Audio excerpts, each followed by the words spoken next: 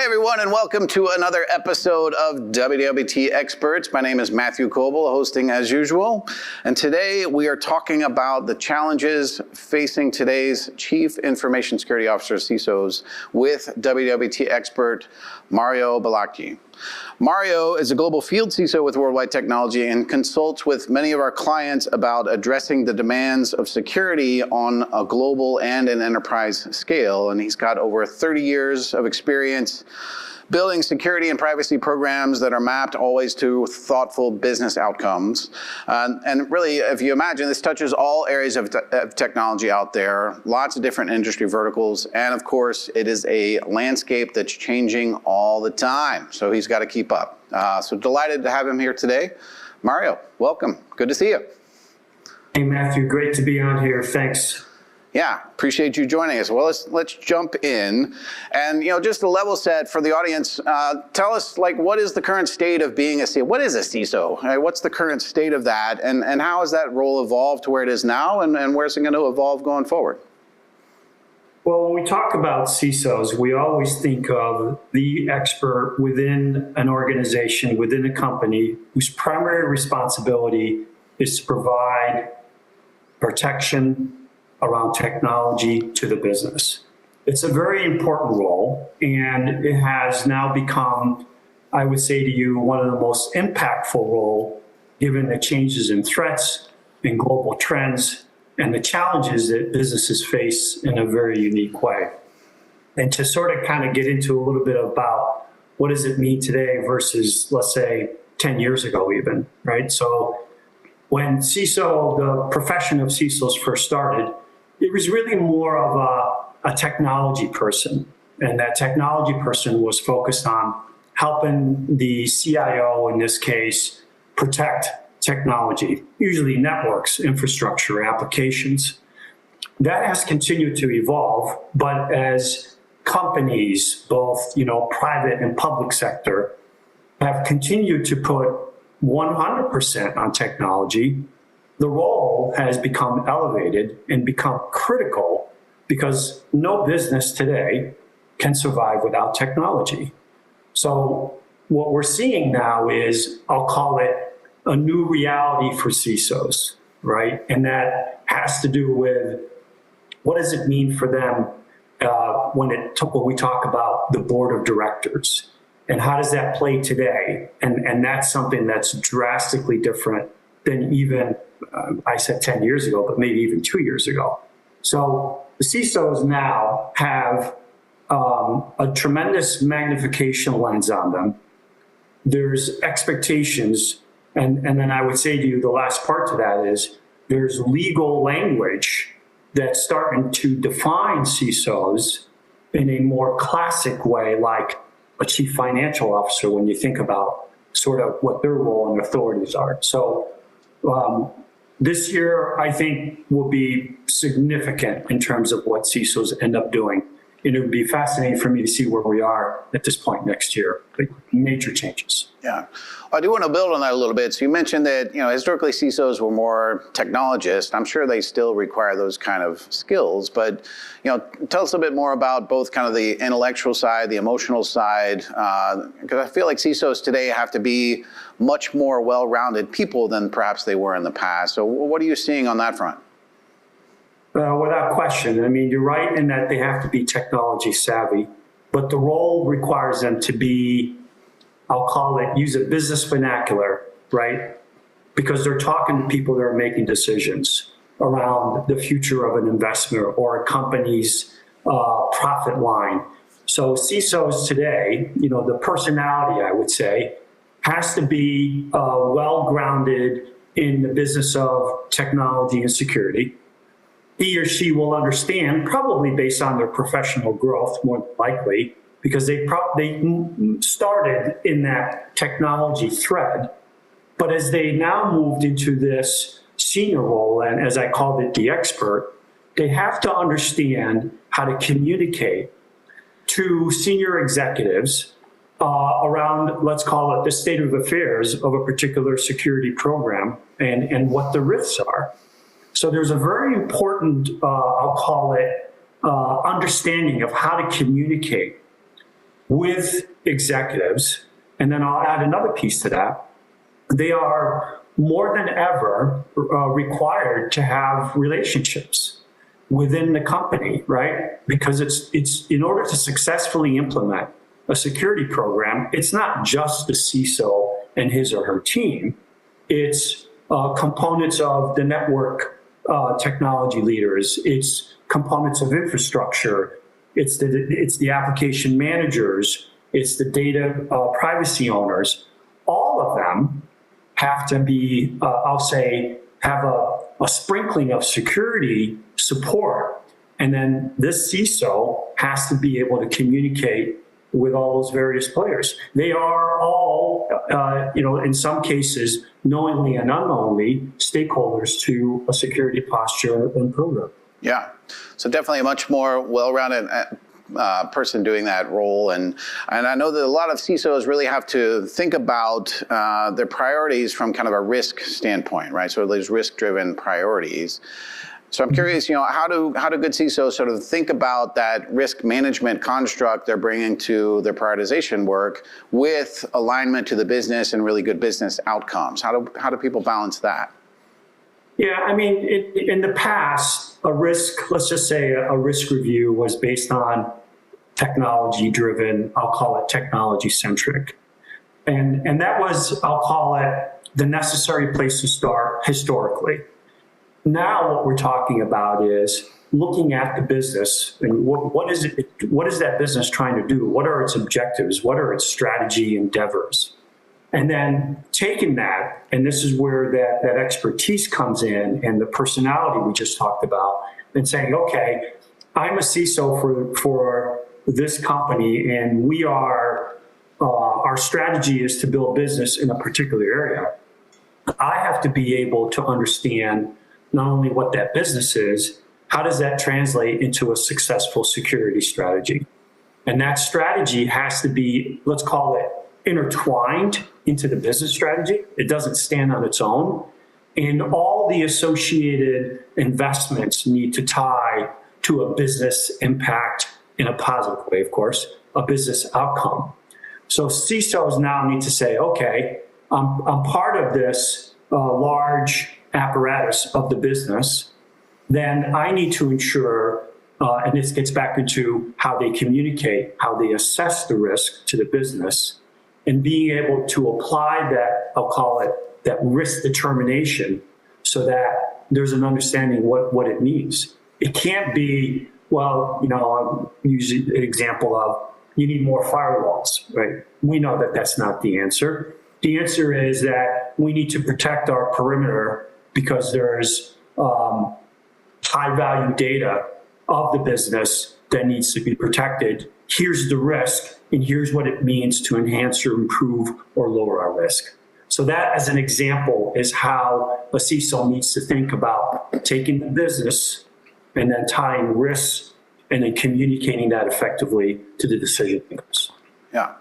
Well, one thing I know that you talk about, a concept that you like, is called a risk registry. So I'm curious if you tell us a little bit about, what exactly is that, how's it created, and how does that impact the way that, CISOs strategically address their organization's risks?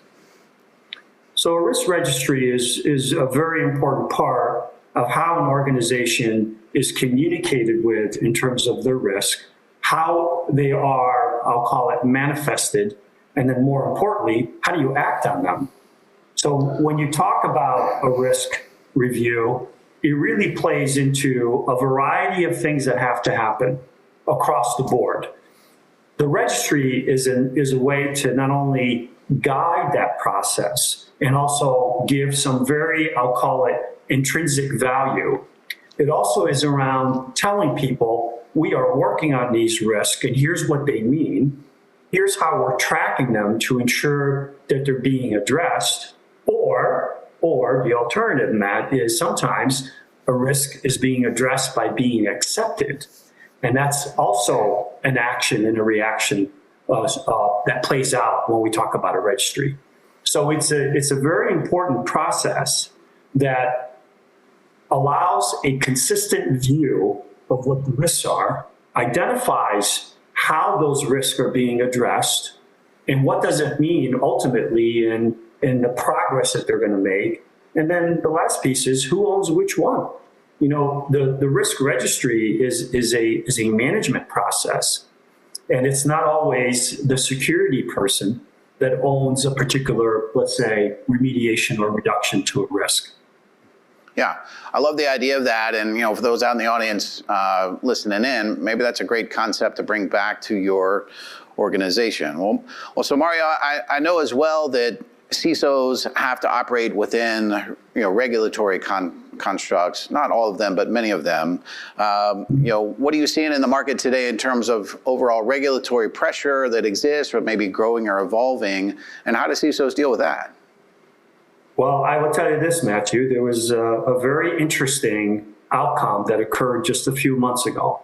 For the first time ever, a CISO has been fined and found guilty of failing to do his responsibility. And actually, the fine and has been restricted for 3 years on a probation to be in that role again. That's the first of its kind, and that in itself tells you the magnitude of the changes that are occurring from a legality as well as a regulatory process, right? I used earlier the example of a CFO. You know, we all know exactly when you think chief financial officer, you think a variety of legal requirements, you think of authority and the ability to provide that expertise from a financial overview. When you think CISO, a CISO may sit on the board, but is that really the same authority as a CFO? I kind of liken it to, is it a big C or a little c, right? Meaning a big C is a person that has relevance, they have authority, they have the protection that they're required. I mean, let's face it, if you're an executive in any company, you probably have your own, you know, liability insurance. CISOs have not had to address that until now. And the example I gave, literally, first time a CISO has been fined and found guilty, is playing out in incredible ways. So now everyone who is in that role has to start thinking about meeting regulatory pressure, ensuring that is properly documented, providing the necessary insight, whether it's audits or independent overviews, and then bringing that in a very formal way, because now you're going to be held liable. That's drastic. Yeah, that's definitely a change. And on the one hand, I love that that's sort of elevating the importance of CISOs and to a much higher level within organizations. But yeah, if you are a CISO, you really have to start thinking about those things. And so I know that you're out in the market talking with lots of CISOs all the time. What are you hearing about, like, the biggest challenges that CISOs are facing today? Like, what are they thinking about? What are the top things? And that's an excellent point to bring up, because what we're seeing is CISOs have access to all the security technology you can imagine. There is no shortcome of anything that they need to talk or listen or undress from a technology standpoint. The challenge is they're overwhelmed. And being overwhelmed then brings into play, how do I make sure, in a CISO that is, how do I make sure that I'm doing all the right things? And the number one thing that we're seeing to address this is trust in relationships. An advisor that can sit alongside a CISO independently and provide that consultative and advisory role and be able to give, I would say, in somewhat an independent perspective on particular technology or changes in the environment or regulatory demands and how to address them. So that is where we are seeing the biggest benefit we can provide. Fortunately for us at Worldwide, we have the ability to look at all these variables around the technology landscape, around the demands of the architecture, around the specifics of meeting or audit requirements, or if they had an audit requirement that they failed, the ability to overcome that. We're in a perfect position to be that trusted advisor. Well, I want to ask you, one of the things I thought you might say about CISOs today is, what a topic that we're all talking about is AI, right? And Gen AI and all the movement there. So I'm going off script a little bit, but curious your thoughts about how CISOs are thinking about that within, all the other challenges they're thinking about in today's market. How's that factoring in? Every CISO is worried about what AI brings, right? Mm-hmm. There's the, the benefit and the threat. Clearly, the benefit is using AI to enhance a security program.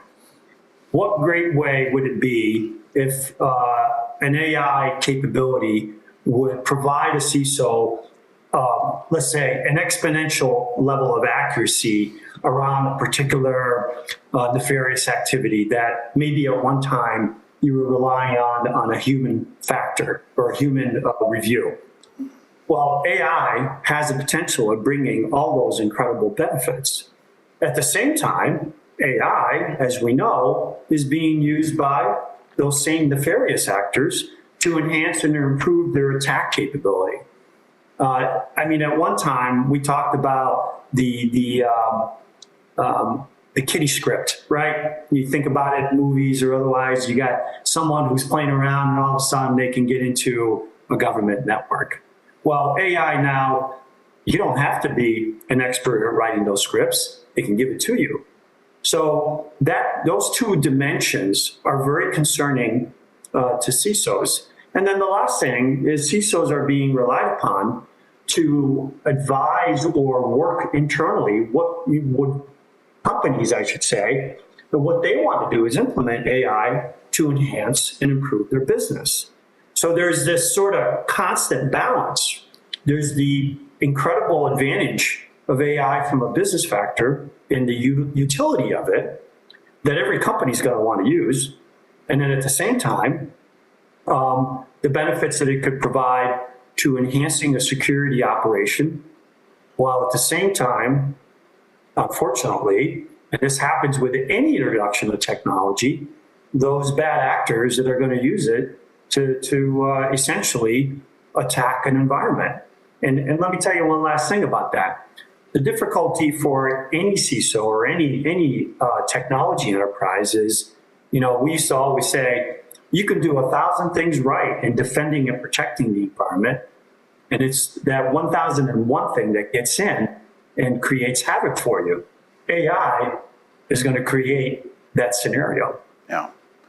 Well, I want to, sort of build on that a little bit too. And in recent months, I've heard a couple of different experts talk about national security, right? And I think historically we thought that, governments, militaries and so forth sort of held most of the work to provide national security relative to our digital infrastructure. But increasingly, it seems like corporations and other organizations, non-government organizations, are just as much of a risk surface for national security threats as anybody else, right? So CISOs now also need to be thinking about their responsibility in that context. So I'm curious if you're hearing that too in the marketplace, and if you've got any thoughts about that aspect of a CISO's duties. You are correct in that I would say the government has typically been the lead in defining standards and providing, I'll call it, the critical infrastructure identity, perhaps, to protect that which we as citizens rely on, right? I mean, think about it. The electrical grid might be important to a particular state or I'll call it a utility provider. But at the same time, it's important to you and me, right? Without electricity, we're probably not going to be able to have things like this. Or an attack around the communication system could be where the internet or communication via devices is somehow significantly compromised. Or the worst thing is, what happens if we can't get to our financial services? All those things are what the government worries about from a critical infrastructure, but it is absolutely clear that it's not solely the part of the government. All those examples that I gave have a very important and critical part of the private relationship, or I'll call it the private sector. So Private sectors now, and this is why there's greater regulatory requirements, are being expected to have an important interplay in how the protection or the capabilities of protecting those infrastructures play out. So no longer is it just the government, because the government itself cannot do it. It has a great starting point. It can be fantastic in building sort of, around compliance requirements or around laws, but ultimately, companies involved in those critical infrastructures are being expected to step up and be part of it. Now, at the same time, there needs to be that partner relationship between the private and public sector. And I think that is continuing to evolve to ensure that, let's call it, our society and way of life is nowhere is compromised based on a cyber attack.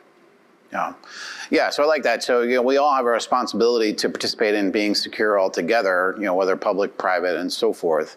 And that's important stuff out there too. Okay, Mario, last question for you. If we are looking ahead, 12 months, 24 months, what are CISOs prioritizing in that time frame?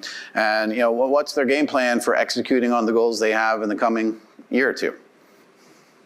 I would say clearly in the next 12 months, CISOs have to be directly involved in communicating and understanding to those who are they responsible for on the risk that a business faces.